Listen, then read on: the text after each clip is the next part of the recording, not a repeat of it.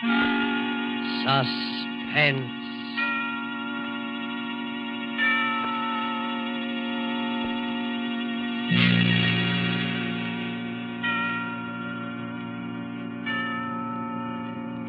This is the Man in Black, here again to introduce Columbia's program, Suspense. Our star tonight is Bela Lugosi, playing the part of Professor Antonio Bacile, psychologist. The story is by J. Donald Wilson, who calls it The Doctor Prescribed Death. If you have been with us on these Tuesday nights, you will know that suspense is compounded of mystery and suspicion and dangerous adventure. This series of tales is calculated to intrigue you, stir your nerves, to offer you a precarious situation, and then withhold the solution until the last possible moment. And so it is with the Doctor Prescribed Death and Bela Lugosi's performance. We again hope to keep you in suspense. Professor Antonio Bacile has a theory, but let him tell you about it. As a psychologist, I have worked out a theory I know to be sound. I contend that a person who has decided to kill himself can very easily be turned from this desire to the desire of taking the life of another. I can prove my theory, and if necessary, that is exactly what I will do.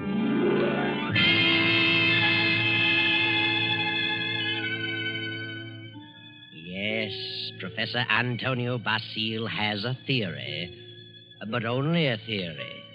And he's worried about what his publisher will say, so he visits the editor, whose name is Hellman. Hellman finishes the manuscript and tosses it on the desk. Professor Bacile leans forward eagerly and... Well, Hellman, what do you think? Professor Bacile, it's purely conjecture, simply a theory, and I wouldn't advise publishing it. I worked on that theory for a long time. I'm positive of it. I know it'll work. Suppose it will. What good is it? What good have you accomplished if you can prove it'll work? Are you laughing at me, Hellman? It's so silly. An ordinary human being has suffered reverses, is sick of it all. He wants to leave it all behind.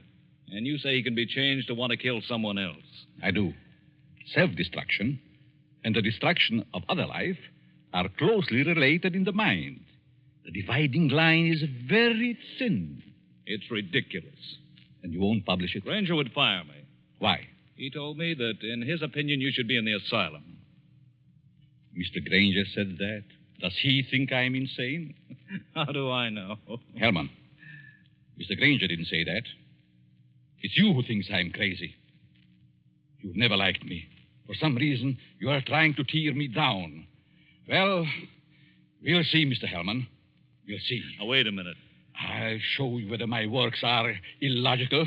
I'll show you whether I'm insane. Oh, calm down. I'm going to make you eat those words. I know you don't like me, but I'm going to prove that my theory is sound. Good night. Wait a minute. Bacile, wait. You wait, Hellman. You wait. Yes, wait, Hellman. Wait. Professor Bacile, seething with resentment, rushes from the office and strides angrily down the street. Insane, huh? I'll prove my theory. I'll find a subject. I'll find someone who wants to take his own life. And so Bacile goes home, late for dinner. He finds a note from his wife, Myra, saying she's decided to attend the opera and will be home around 11:30. Then Professor Bacile gets an inspiration. He goes to the bridge over the deep canyon, the bridge called Suicide. And strangely enough, he hasn't long to wait. As he stands against the railing in the fog, a figure appears a few feet beyond, stops, prepares to leap. Don't do it. Wait a minute. Listen. Huh? That's very silly. Let go of me. Oh, no. I couldn't do that. I need you. I don't need you. Don't you know this is against the law? You're not an officer. You can't stop me. It's 500 feet to those tracks below. Hard steel rails. And don't believe what they all tell you about not being conscious of what happened. You'd know. People don't die instantly. Let loose. They lie in agony for minutes and sometimes for an hour. It's a horrible death, I know. How do you know? I'm a doctor. Doctor? Yes. I can tell you much simpler ways, much less painful ways, and quicker. You're a nice young girl, an intelligent girl. You wouldn't want it to happen this way. Maybe after I talk to you a while, you wouldn't want to do this at all. No. No. Now, come on. Let's talk it over. Maybe a few minutes' talk will change the entire picture for you. What could you do to help me? If you'll come, I'll tell you. There's a motive back of your wanting to do this, and I'd like to know what it is. Nothing doing. Haven't you any relatives? Any loved ones you'd like to do something for? Yes? Then if you talk with me for a while, maybe I can find my way clear to help those people. You sound crazy to me. Oh, no. All right, I'll... Where? My apartment. Let's go.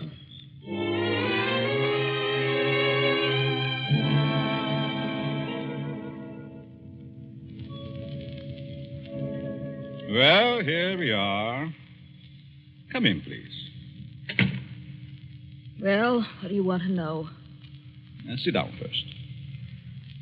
Are you hungry? No, I'm not that broke. It isn't poverty. I knew that. I could tell by your clothes. Now, first, why did you come here? Why? Why, because you talked me into it. I see. You're not afraid of me? Afraid? In my frame of mind. What can I lose? Suppose I told you that I really brought you here to kill you. Kill me? You know, you're a very pretty girl, don't you? Yeah? That doesn't always mean so much. The right man, it might. That's what I thought. But I found out it didn't mean a thing. Ah, then it was because of a man. I knew it. Really? How did you guess? I'm a student of psychology. I'm Professor Antonio Bacile. I see. And you want to know what makes me tick. You want to know the reason behind my action tonight. That's right. I would like to know what happened to make you want to kill yourself. Suicide is a mental aberration. Yeah? I'd like to know what preceded the decision to destroy yourself. And what you thought about until the moment I stopped you on the bridge. What good will that do me? You said you weren't broke, but you also said you had some loved ones you'd like to do something for. I meant I wasn't broke to the point of being hungry. I have a few dollars. But you suggested help for someone in larger terms. Yes, I did. Who is the loved one? My mother? You are her only means of support? Yes. And you intend to kill yourself? Yes. That's being selfish, isn't it? Selfish? Yes. You are concentrating solely on self. You think so? What else? The first law of human nature is self-preservation, right? I suppose so. The second law is the preservation of family. Yeah? So you decide to deny the first law and destroy yourself. And as a consequence, deny the second and leave your mother alone and in need. You indicate a form of insanity. What would be normal? To destroy the other person, the one who has done you wrong. Have you hurt him? No. Then the one who has done wrong should be the one to suffer. You have no legal recourse? Legal recourse? No, I haven't, I'm sorry to say. And you would kill yourself to let your poor mother suffer because of the wrong of another. Why shouldn't he be the one to suffer? I suppose you're right. Why shouldn't he? What happened after all? Why not tell me about it? Were you married? No. He never seemed to find time to get around to marriage. What's your name? Gladys. Gladys Tanner. How long had you known him? Almost 4 years. And you always thought he meant to marry you? Yes. Until 3 weeks ago. Yes? On July 1st, he had to leave town for a week on business. Said he was going to Kansas City. When he came back, he seemed to be too busy to see me. Then a week ago, I found a snapshot along with several others in his desk in his home. May I see it? Certainly. It's a picture of him and another woman. But the picture was not taken in Kansas City. It wasn't? No, it was taken on the beach at Atlantic City. And it's dated by the finisher, July 3rd. Since he returned, he's refused to see me. Yesterday, he finally said he didn't care to see me anymore. That I'd better forget him. But it isn't so easy as that, is it? No. I figured I'd done something. And blamed myself. Do you know this blonde woman in this snapshot? No. Then it must be a woman he has met recently. You've known him for 4 years. I don't think you are to blame. He's the one in the wrong. And he should be made to suffer. How? You were going to kill yourself. Why should you? Kill him instead. He double-crossed you. He deserves it. Now, let me go a little deeper into the situation. Whenever a person has reached the conclusion to take his life...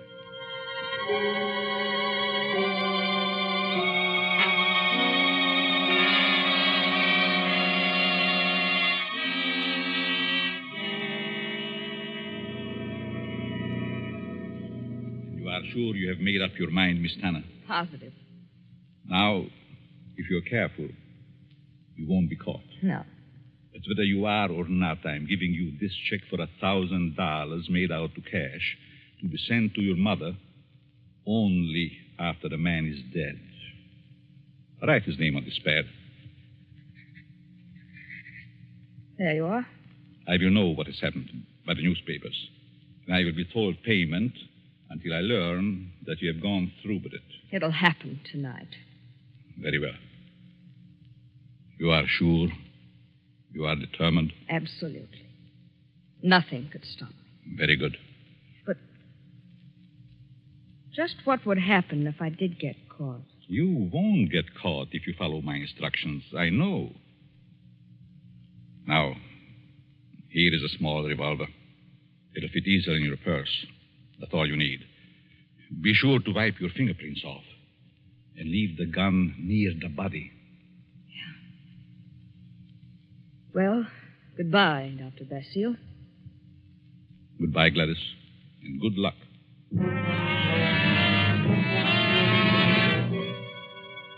Professor Bacile watches Gladys as she crosses the street to the dimly lighted bus stop. Then he rushes to his car and drives away. A few minutes later, he comes to a stop at Hellman's house. Hellman, the editor who ridiculed his theory. Just a minute. Oh. Hello, Bacile. Good evening, Hellman. Thought I'd drop out to have a little chat with you. Well, why this time of night? It's kind of late, isn't it? 11.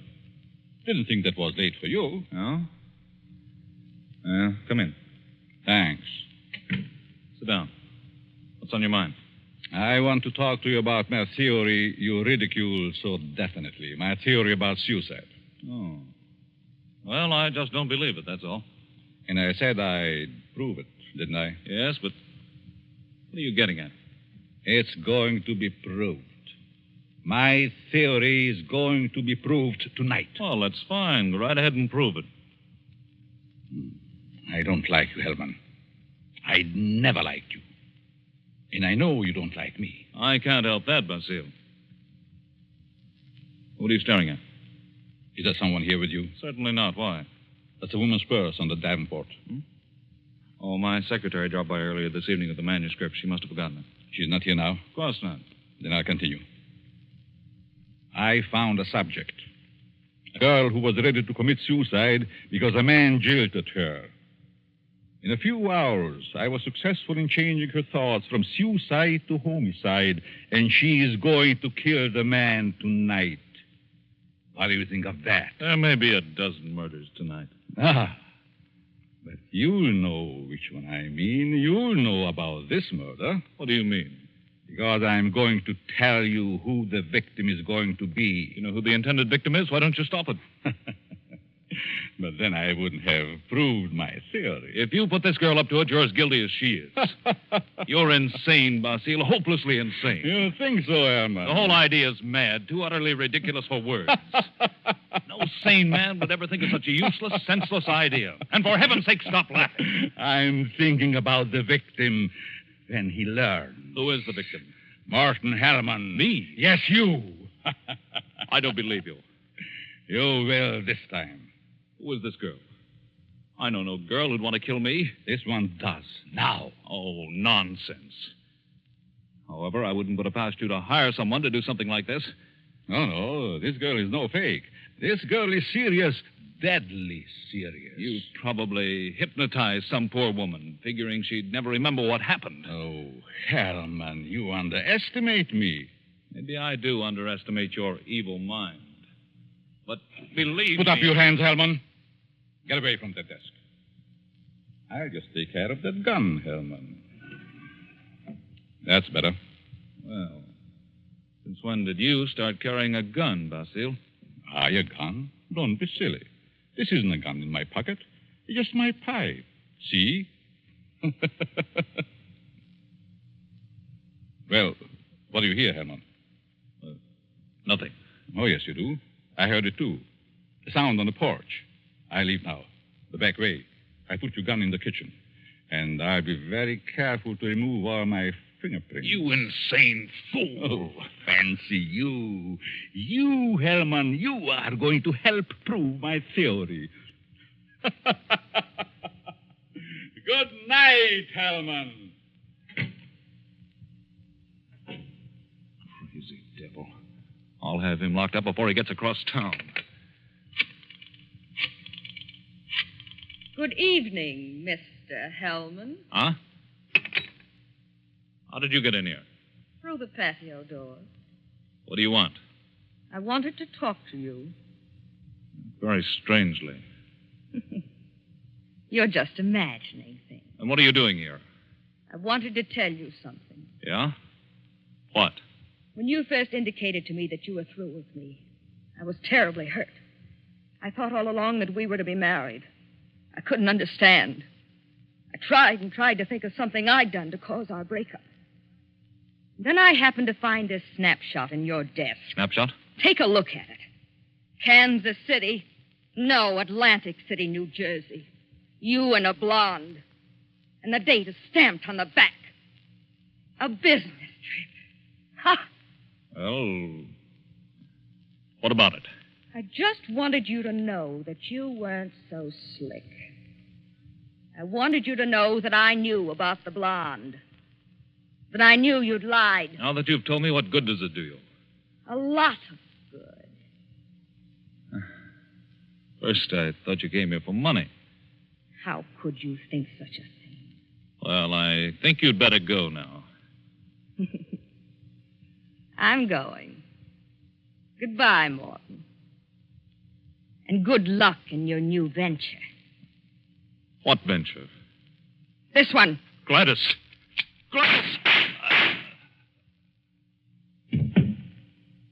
And wish me luck in mine.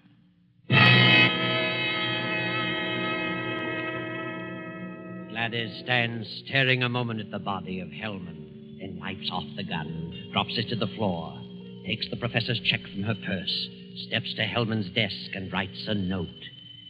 Then she puts the note in an envelope with the check, addresses it, stamps it, turns out the lights, and steps out into the dark street. At the corner, she drops the envelope in the mailbox and disappears. Professor Bacile heard the shots. His theory worked. Hellman will torment him no more. The perfect crime. So he can go home to his wife now and go to sleep. Myra. Myra. Huh? What? Oh, Antonio. What are you doing asleep on the Davenport? You know what time it is? It must be after midnight. I've been waiting for you. How was opera? Oh, fair. Nothing to brag about. Who sang the lead? Bill Chiardi. He wasn't very good. Vulgarity. Mm-hmm. He's a poor Othello. Othello? I thought they were doing Ida tonight. No, they switched because someone was ill. Oh, they just as soon have stayed home. Have a nightcap, Myra. No, thanks. I'm tired. I think I'll go to bed. I'll be along presently. Good night.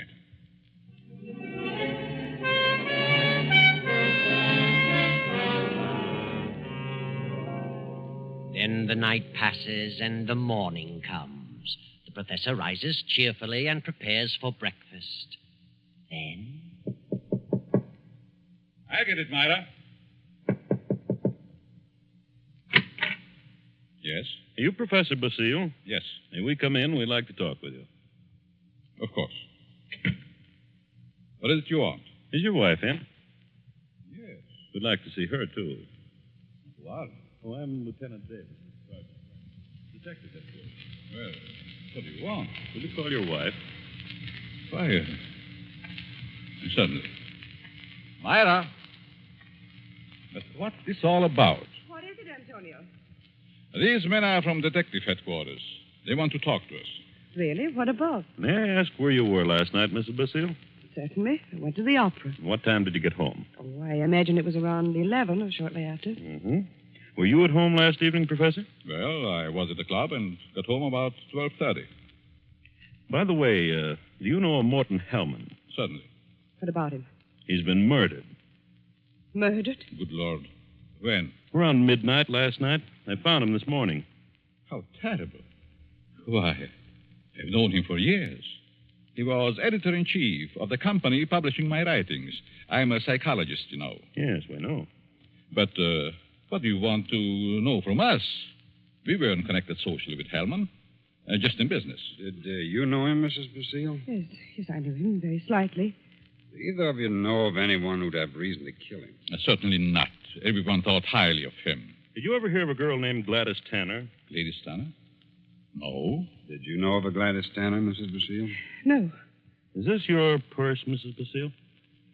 Why, of course it is. That's the one I gave you last Christmas, Myra. Well, yes. I must have lost it downtown. Where did you find it, Lieutenant? At Hellman's home. Hellman's home. Well, how in the world? Good heavens, but We how... found it on the sofa. Well, I can't imagine how it could get there. And this is the revolver that killed Hellman, found on the floor beside him. What? No fingerprints on it, however. What? May I see it? Why, Myra, this is your gun. I bought this for you 2 years ago when I went on the lecture tour. Yes, I think it's mine, but it just doesn't make sense. Did you have the gun in your purse when you lost it last night? Well, perhaps I did. I'm so confused now I can't remember. Think, Myra. Think, it is terrible. Oh, I know. Oh, dear, I feel ill. Did you ever fire this gun? Yes, once last year up in the mountains. I wanted to see how it worked. Ever reload it? No, I've never reloaded it. I just didn't think about it. Maybe I did put it in my purse. Why, I don't know. And whoever found the purse may have used the gun to... Oh, I just can't seem to think. This gun misfired on the first 2 shots. The other 3 killed Hellman. This is the most amazing piece of coincidence I ever heard of. Why would my wife want to do such a thing? Why should she get to Hellman? She hardly knew him. Are you sure about that, Professor? Of course. Well, sorry to say that I don't believe her. What? This is ridiculous. This is going to be a shock to you, Professor, but here's a snapshot we found on Hellman's desk. Taken in Atlantic City last July. Good heavens. Why? This is you, Myra. You and Hellman. You were at your mother's in Florida in July. Myra, look at me. What does this mean? I can't. I can't. And I can't believe such a thing. May I have the purse, the gun, and the photo? Thank you. I'm sorry, but I'll have to take her down to headquarters. But I didn't kill him. I didn't. I wouldn't. I loved him. Myra. You better pull yourself together. You'll have to go back. You'll want photos and fingerprints. Yes. Better get it ready, Myra. Certainly looks bad for her. Afraid it does. Looks like an open and shut case. Oh, will you come along too, Professor? Certainly. And so it all worked out beautifully. Not quite as the professor had planned. But then he changed his plan from the moment when Gladys Tanner showed him the snapshot taken in Atlantic City. And he realized that the girl's fiancé was Hellman, and that the blonde was Myra, his wife. He had no intention of allowing Gladys Tanner to kill Hellman until he saw that snapshot. And when he recognized Myra's purse in Hellman's home, he decided to let Gladys kill him and the blame be placed on Myra. The perfect crime. But several hours later, after fingerprints and many questions, the professor is just about to be dismissed when Sergeant Rankin steps into the room and speaks quietly to Lieutenant Davis. What is it, Rankin? I stayed at Bacile's place, as you said. Well? A few minutes ago, a special delivery letter came for the professor.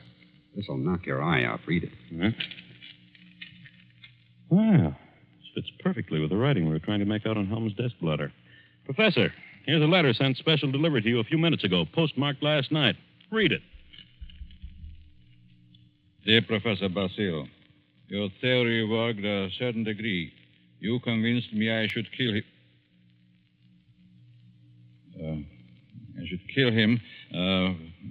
But when that gun you gave me misfired twice, I almost quit. Go ahead, Professor. Read on. Then as I looked at him on the floor, the feeling of self-destruction came back. I'm going ahead with my plan. Here's your check. I won't need it. Besides, I lied to you. I lost my mother long ago. Better luck next time. Gladys Tanner. And a half hour ago, they found her body beneath Suicide Bridge. Well, Professor, your perfect crime has failed. Failed. Yes, failed. Wonderful setup on paper, but your theory backfired, and you're up for murder. But I didn't kill him. But you planned it, and you're as guilty as Gladys. She's paid her penalty. Now it's your turn. No. I won't be hanged. Never. Rankin, grab him.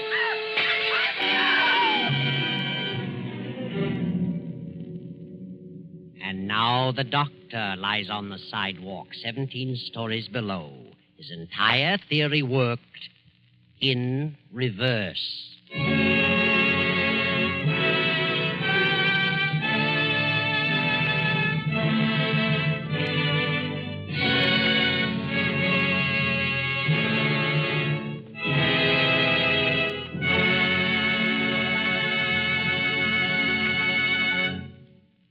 And so closes the doctor-prescribed death, starring Bela Lugosi. Tonight's story of Suspense. It came to you from Columbia Square in Hollywood.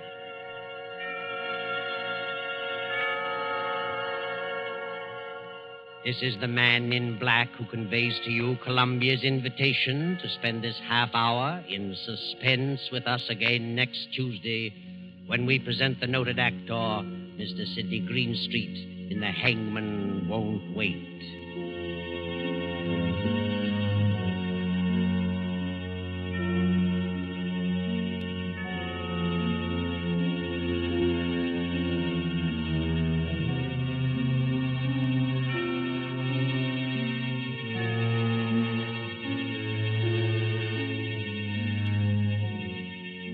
William Spear, the producer, Ted Bliss, the director, Lud Gluskin, the musical director, Lucian Mahuik, the composer, and J. Donald Wilson, the author, collaborated on tonight's Suspense.